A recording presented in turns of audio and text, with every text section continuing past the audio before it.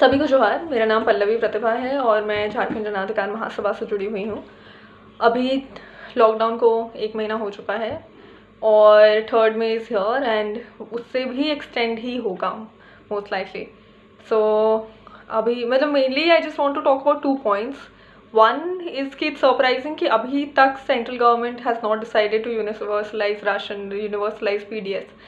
And so one thing that has to be absolutely clear here about that is कि ration का जो PDS का अनाज है वो ना केंद्र सरकार का है, ना राज्य सरकार का है, ना FCI का है। वो कहीं पर भी हो, वो किसी ना ही FCI का है, ना ही केंद्र सरकार का, ना ही राज्य सरकार का है, क्योंकि वो अनाज जो है वो उगाया भारत के किसानों ने है और वो प्रोक्योर भी इंडियंस के टैक्सेस से हुआ है। सो वो सिटीजन्स का ही राशन है and there is no question as to why वो राशन यूनिवर्सली क्यों नहीं डिस्ट्रीब्यूट होना चाहिए।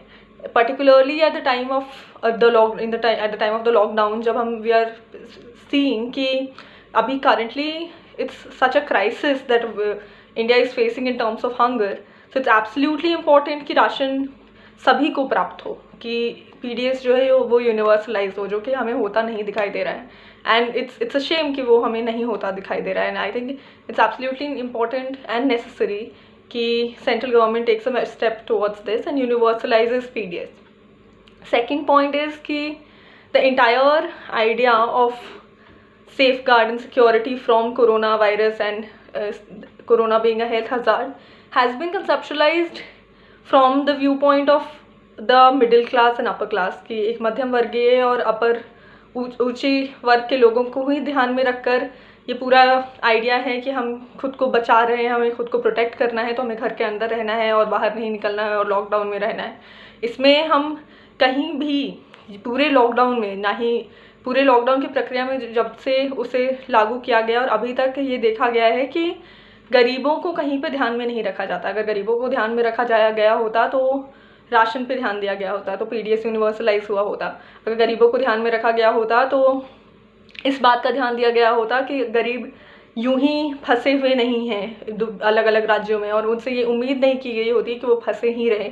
अभी इतने लोग साइकिल से पैदल चल के आए और अभी भी इतने लोग फंसे हुए हैं और मतलब उनको इस स्टेप पे रिजॉर्ट करना पड़ रहा है कि उनको चल के आना पड़ रहा है इतने इतने किलोमीटर्स चल के। लेकिन all of this is not moving this governments. And while जो अमीर लोग थे उनको तो फ्लाइट से भी लाया जाता है, तो इट्स एब्सोल्युटली अबाउट कि क्या प्रायोरिटाइज किया जाता है, किन की ज़िंदगियों के को कितना महत्व दिया जाता है और किन से उम्मीद की जा सकती है कि उन्हें छोड़ दिया जा सकता है।